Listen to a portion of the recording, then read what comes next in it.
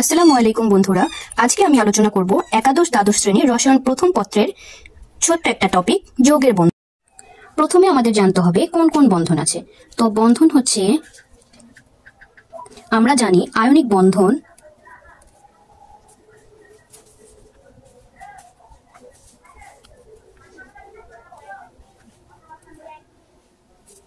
সন্নিবেশ বন্ধন,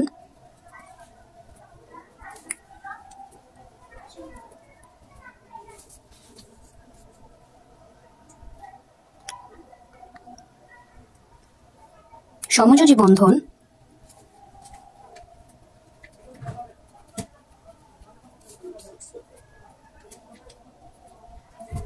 হাইড্রোজেন বন্ধন।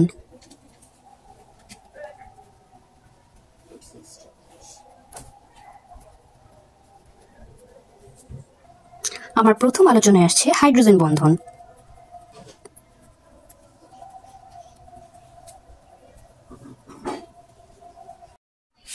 তো হাইড্রোজেন বন্ধন মনে রাখার জন্য ট্রিকটি হচ্ছে, যদি আমরা দেখি যে হাইড্রোজেনের সাথে ফ্লোরিন অথবা অক্সিজেন অথবা নাইট্রোজেন আছে, তাহলে আমরা বুঝবো এটি হাইড্রোজেন বন্ধন। অর্থাৎ সংক্ষেপের জন্য মনে রাখতে পারি যে ফোন দিয়ে মনে রাখতে পারি সংক্ষেপে। হাইড্রোজেনের সাথে ফোন থাকলে সেটাকে হাইড্রোজেন বন্ধন বলবে। FONA যে কোনো একটি থাকলে হাইড্রোজেন বন্ধন হবে। তারপর হচ্ছে সমযোজী বন্ধন।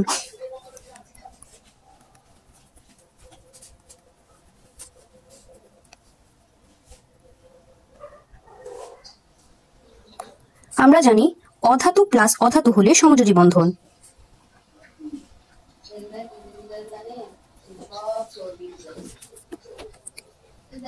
উদাহরণ হিসেবে নিতে পারি অ্যামোনিয়াকে।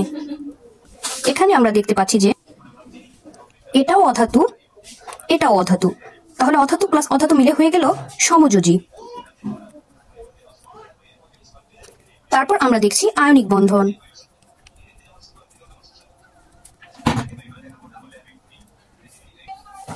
আয়নিক বন্ধন সম্পর্কে আমরা সবাই জানি, উদাহরণ হিসেবে নিতে পারি অ্যামোনিয়াম ক্লোরাইড।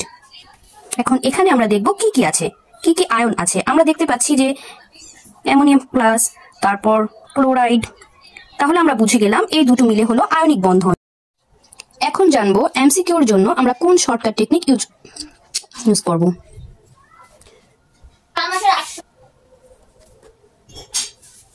কোন যৌগে যদি শুধু দুইটি মৌল থাকে,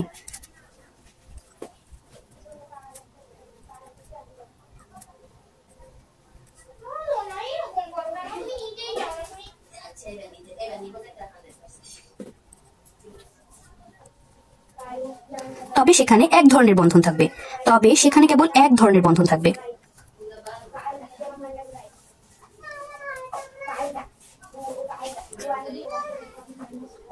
হয় আয়নিক না হয় সমযোজী।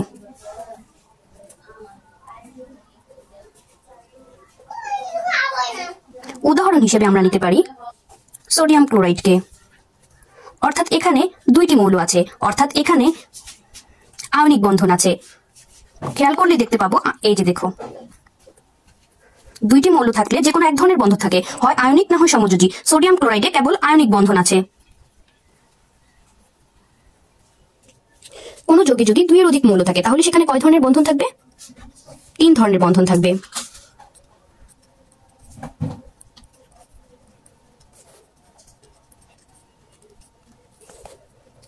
তিন ধরনের বন্ধন থাকবে কোন যৌগে দুইয়ের অধিক মৌল থাকলে। যেমন এখানে 2 ধরনের বন্ধন আছে, এখানে 2 এর অধিক মৌল আছে। কি কি মৌল আছে এখানে? এখানে আছে সোডিয়াম, সালফার, অক্সিজেন। এখানে যে 3 ধরনের বন্ধন আছে, সেই 3 ধরনের বন্ধন হলো সমযোজী, সন্নিবেশ, আয়নিক।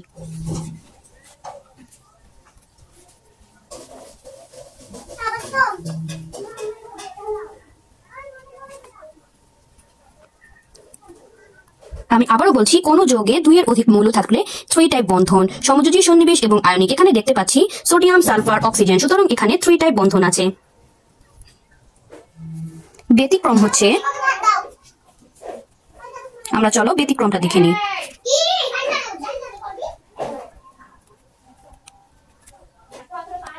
কোন কোনো যৌগের সাথে যদি চার্জ যুক্ত থাকে তাহলে সেখানে দুই ধরনের বন্ধন, সমযোজী এবং সন্নিবেশ।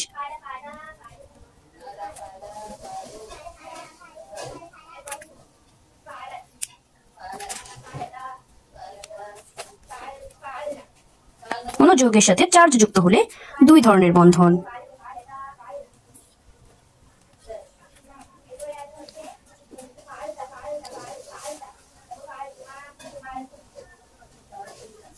সমযোজী ও সন্নিবেশ।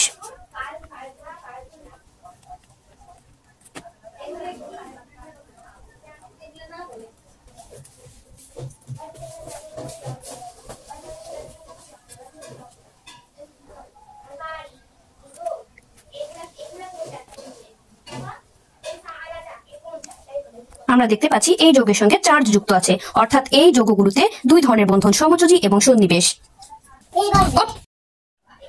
কোনো যৌগের সাথে যদি পানি যুক্ত থাকে তাহলে সেখানে চার ধরনের বন্ধন।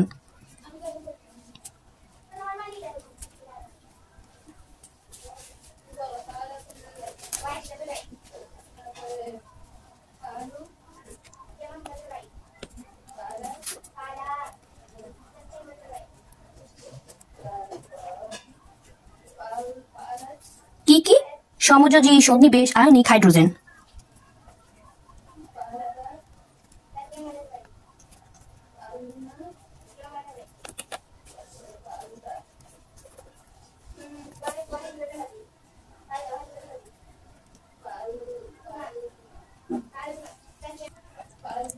যেমন